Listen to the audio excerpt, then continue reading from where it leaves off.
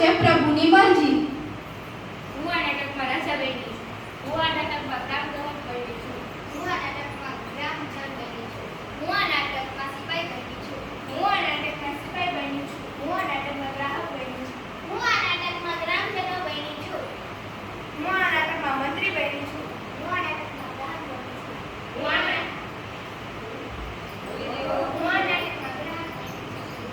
નાટકમાં ગ્રામજનો બની છું. હું આ નાટકમાં કરસનભાઈનું પાત્ર ભજવું. હું આ નાટકમાં ચોરનું પાત્ર ભજવીશ. હું આ નાટકમાં ચોરનું પાત્ર ભજવીશ. હું આ નાટકમાં ચોરનું પાત્ર ભજવીશ.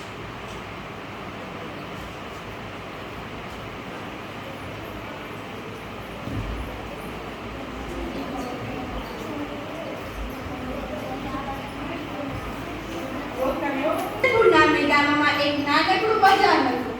આસપાસના ગામના લોકો ખરીદી કરવા બજારમાં આવતા. બજારમાં કરસનભાઈ નામે એક વેપારીની કપડાની દુકાન હતી. ગામમાં તેમને સૌ માન આપે, તેમના માટે સૌને આદર. કરસનભાઈ તો વેપાર કરતા જાય ને પ્રભુનું ગુણ ગાતા જાય. કરસનભાઈની દુકાને આવીને કોઈ ગ્રાહક પૂછે, આ કાપડ કેટલાના છે? ભાઈ, એક ગજ કાપડનો ભાવ 16 રૂપિયા 16 આના છે અને મારો નફો 2 આના છે. સૌ ગ્રાહકોને કરસનભાઈની પ્રામાણિકતા પર પૂરો વિશ્વાસ. એમની પાસે કોઈ ભાવતાલ ન કરાવે, થતો ભાવ ચૂકવે અને રાજી થઈને જાય. કરસનભાઈનો આખો દિવસ આ જ રીતે વીતે. સાંજે કરસનભાઈ દુકાન બંધ કરીને ઘેર જાય, વાળું કરે, નિરાતે બેસે અને રાત્રે ગામના મંદિરે ભજન કરવા માટે જાય.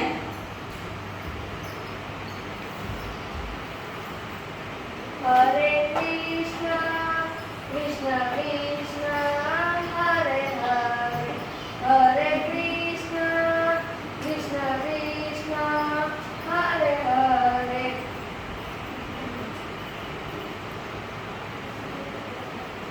કડકડતી ઠંડીની રાત. કરસનભાઈ રાત્રે ભજન કરીને મંદિરેથી આવતા હતા. ઠંડીથી બચવા માટે કરસનભાઈએ આખા શરીરે કામળો ઓઢી લીધેલો. રસ્તામાં એમના જેવા જ કામળો ઓઢેલા 3 માણસો કોઈની રાહ જોઈને ઊભા હતા. કરસનભાઈ નજીક પહોંચ્યા ત્યાં તેમાંનો એક ધીમેથી બોલ્યો, એક કુરકુરું જલ્દી ચાલ. એમ કહીને તે કરસનભાઈનો હાથ પકડીને આગળની બાજુએ ચાલવા લાગ્યા. કરસનભાઈને કાંઈ સમજાયું નહીં, પણ બોલ્યા ચાલ્યા વિના તેમની પાછળ ચાલવા લાગ્યા અને મનમાં બોલ્યા, જેવી પ્રભુની મરજી. ચાલો ભાઈઓ. 3 જણ આગળ અને કરસનભાઈ એમની પાછળ. 4 જણ ચાલતા ચાલતા થોડેક આગળ એક ઘરની ઊંચી દિવાલ પાસે જઈને ઊભા રહ્યા. તેમાંના 2 જણ દિવાલ ઠેકીને અંદર ગયા, જ્યારે કરસનભાઈ અને બીજી એક વ્યક્તિ ઘરની બહાર જ ઊભા રહ્યા.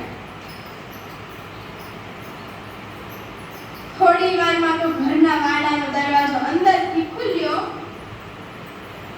અને એક પછી એક એમ 3 પેટી અને એક ચરને ખેંચી લાવીને બાકીના 2 બહાર આવ્યા. એમાંની એક પેટી બાકીના 2 જણે ઉપાડીને કરસનભાઈના માથે મૂકી.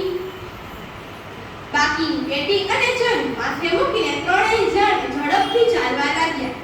એમાંનો એક કરસનભાઈની સામે જોઈને બોલ્યો, અલિયા જલ્દી કરીને. કરસનભાઈને કાંઈ સમજાયું નહીં. માથે પેટીનો ભાર લઈને કરસનભાઈ એમની પાછળ ચાલવા લાગ્યા. એ લોકો થોડેક જ આગળ ગયા હશે ત્યાં તેઓએ દૂરથી રાજાના સિપાહીઓને આવતા જોયા. બાકીના 3 તો અનુભવને આધારે બધો જ સામાન ત્યાં પટકીને નાસી છૂટ્યા. કરસનભાઈ તો માથા પર પેટી જાણીને એમ જ ઊભા રહ્યા. સિપાહીઓએ જોયું કે 3 જણા તો બધો સામાન નીચે નાખીને ઝડપભેર ભાગી ગયા, જ્યારે એક જણ એમનો એમ જ માથે ઉપાડીને ઊભો હતો.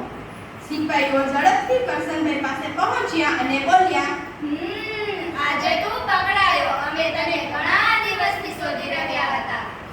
સિપાહીઓએ કરસનભાઈને ચોર સમજી કોટડીમાં પૂરી દીધા.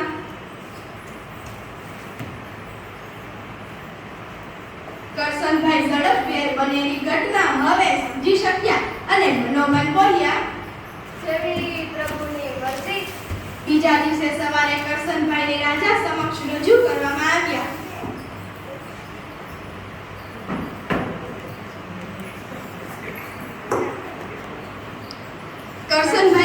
ચોરીનો આક્ષેપ મુકાયો છે? પર ચોરીનો આક્ષેપ મુકાયો છે તે જાણીને સુંદરપુરના લોકો રાજ દરબારમાં પહોંચ્યા. કહ્યું,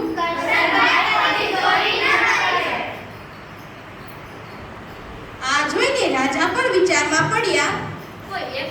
કોઈ એક માણસ માટે આખા ગામને આટલું બધું માન એમ જ ન હોય. બોલો ભાઈ, ખરેખર શું થયું હતું? હવામાં તો થયું કામ. જેમ પ્રભુની મરજીથી હું રાત્રે વારું કરીને પછી મંદિરે ભજન કરવા ગયો. ઠીક, પછી શું? ભજન કરીને ઘરે આવતો હતો મહારાજ. મંત્રીએ પૂછ્યું,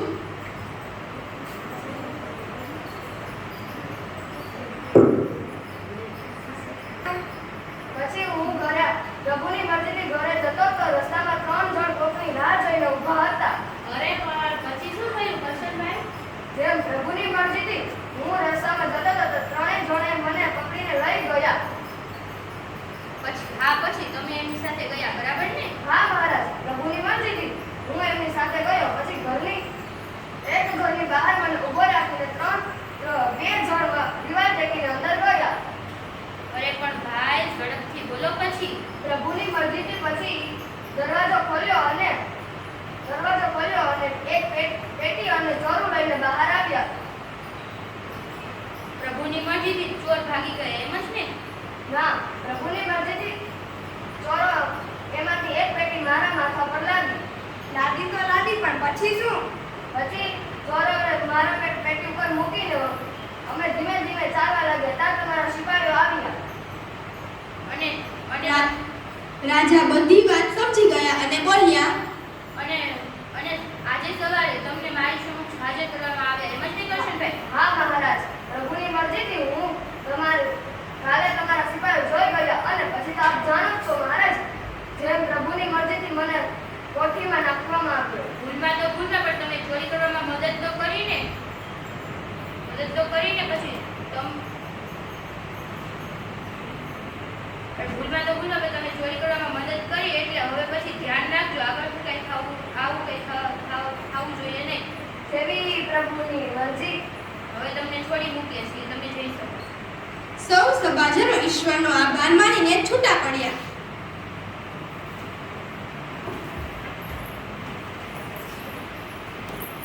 આ નાટક પરથી આપણને શીખ મળે છે કે જે થઈ રહ્યું છે અને જે થશે એ બધું જ ઈશ્વરની મરજીથી જ થશે.